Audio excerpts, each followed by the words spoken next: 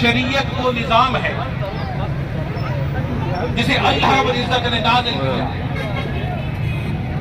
شریعت وہ نظام ہے جسے اللہ رب العزت نے بھیجا ہے، مگر یاد رکھنا اسے مرتب جو کیا ہے وہ نبی کی اداؤں.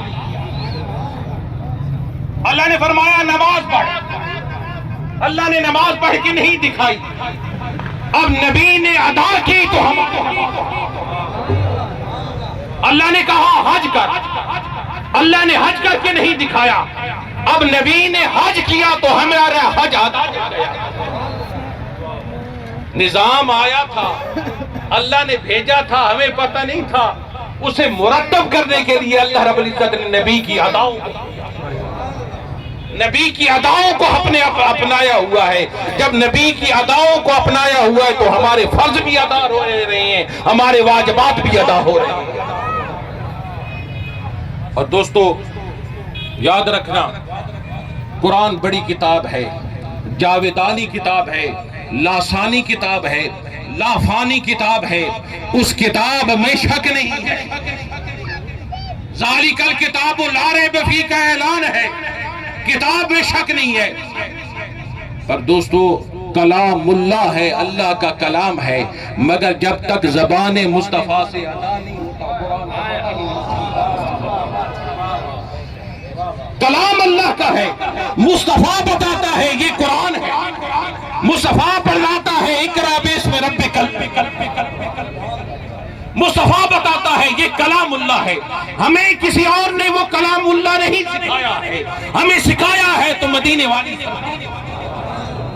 ورنہ قرآن کا ہمیں کیا پتا، ہمیں کیا معلوم تھا یہ قرآن کا حصہ جو عربی میں آتا ہے یہ مکی ہے، یہ مدنی ہے. مصطفیٰ کلام آیا تھا وہی مدینے والا.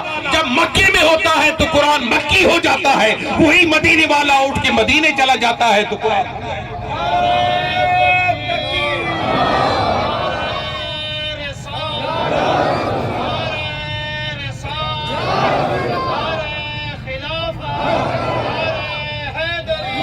اللہ کا فرمان ہے میری یاد کرو، میری بندگی کرو. نماز کا حکم ہے، روزے کا حکم ہے، حج کا حکم ہے، زکوٰۃ کا حکم ہے، میری یاد کرو.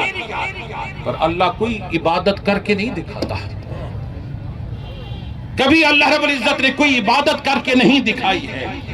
مصطفیٰ ادا کرتا گیا، ہم پیچھے پکڑتے گئے، ہمارے فرائض ادا ہو گئے.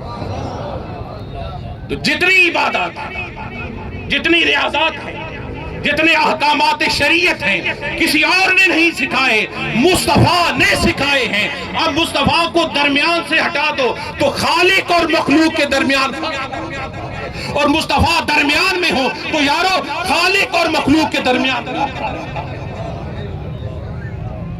دوستو سرکار آئے،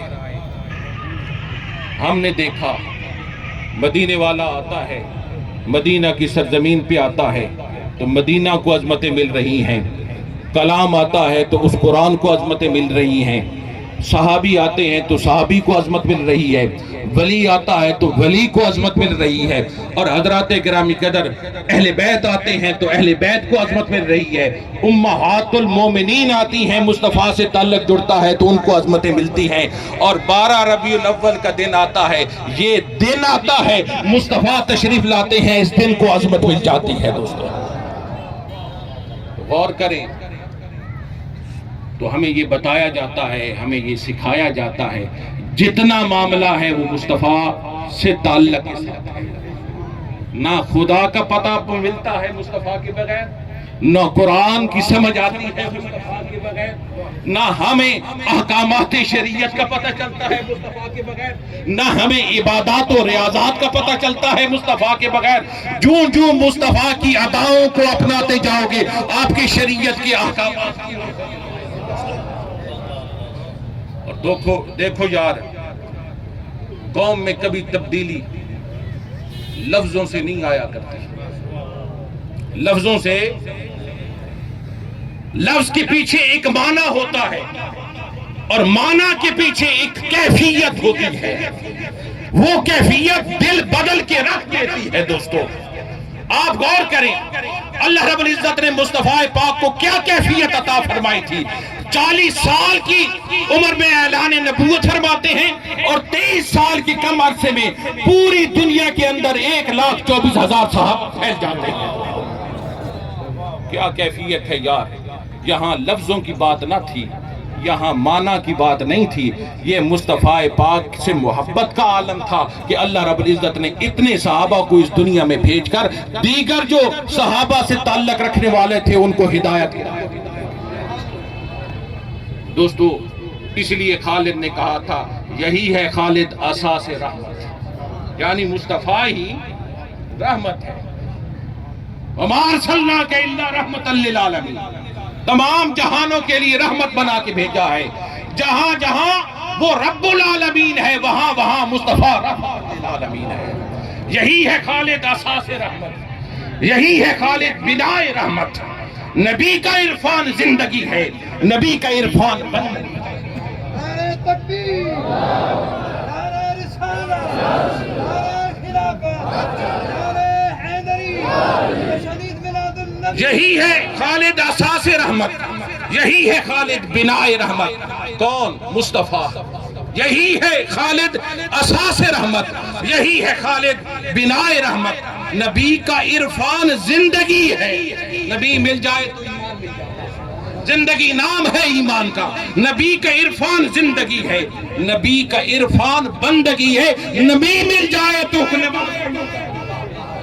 نبی مل جائے تو حج کرنے کا طریقہ آتا ہے. نبی کا عرفان بندگی ہے. عمل کی میری اساس کیا ہے؟ عمل کی میری اساس کیا ہے؟ بجز ندامت کے پاس کیا ہے؟ اگر اپنے عملوں کے پاس جائے تو ندامت کے سوا ہمیں کچھ نہیں ہے. عمل کی میری اساس کیا ہے؟ بجز ندامت کے پاس کیا ہے؟ رہی سلامت بس ان کی نسبت, رہے سلامت بس ان کی نسبت. میرا تو آسرا یہی ہے دوستو.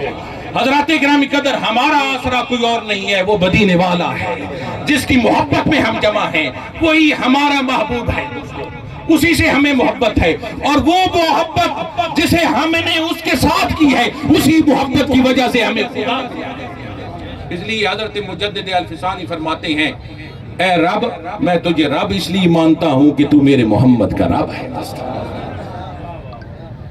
تو مصطفیٰ نے بتایا ہے وہ لم یلد ولم یولد ہے.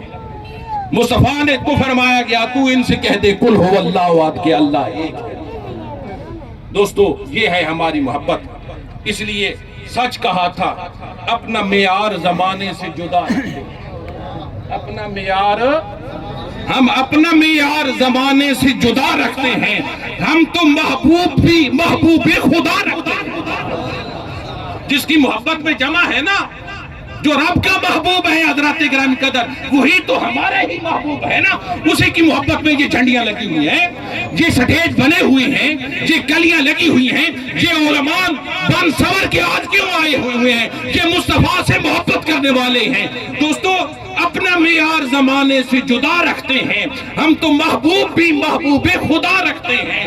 کسی سائل کو صدا دینے کی فرصت ہی نہیں, کسی سائل کو صدا دینے کی, یعنی اس کو صدا نہ لگائے, ان کی بارگاہ میں مانگے نا, وہاں تو بنا مانگے ملتا ہے نا یار. کسی سائل کو صدا دینے کی فرصت نہیں, اپنا دروازہ وہ ہر وقت کھلا رکھتا ہے. وَلَوْ أَنَّهُمْ ظَلَمُوا أَنفُسَهُمْ جَاءُوكَ وَلَوْ أَنَّهُمْ ظَلَمُوا أَنفُسَهُمْ جَاءُوكَ. اپنا دروازہ وہ ہر وقت کھلا رکھتا ہے. وَلَوْ أَنَّهُمْ ظَلَمُوا أَنفُسَهُمْ جَاءُوكَ. جب تو جان پہ ظلم کر بیٹھ آجا میرے محبوب. کسی سائل کو صدا دینے کی فرصت ہی نہیں, یعنی وہ مانگے نہ, محبوب کے دروازے پہ پہنچ جائے, اپنا دروازہ وہ ہر وقت کھلا رکھتے ہیں. وَلَوْ أَنَّهُمْ ظَلَمُوا أَنفُسَهُمْ جَاءُوكَ. جان پہ ظلم کر بیٹھ, میرے یار کے دروازے پہ آ جا. تو سوالی ہو جا, تو مانگنے والا ہو جا, تو منتا ہو جا. میرے محبوب کے دروازے پہ سر کو جھکا دے. سر کو جھکانا تیرا کام ہے. اللہ فرماتا ہے لغزشیں تیری معاف. اگر مصطفیٰ کو درمیان سے ہٹا دیں تو کچھ نہیں بنے. دوستو مصطفیٰ کے بغیر نہیں ہے ہماری نمازیں، ہمارے روزے، ہمارے حج، ہمارے زکوٰۃ اسی طریقے پر کیے جائیں جس طریقے پر مصطفیٰ نے کیے ہیں تو قبول ہیں، ورنہ اللہ رب العزت نے قبول نہیں فرماتا۔ دوستو مصطفیٰ سے تعلق جوڑے رکھو، مصطفیٰ سے محبت کرو، اور تو کوئی معاملہ ہمارے پاس نہیں ہے بجز ندامت کے پاس کیا ہے؟ ندامت کے بغیر ہمارے پاس بچتا کیا ہے؟ بس ان سے تعلق کی وجہ سے نہ، اور اگر ان سے تعلق ہے تو سب کچھ ہے، اور اگر اس سے تعلق نہیں ہے تو کچھ بھی نہیں ہے۔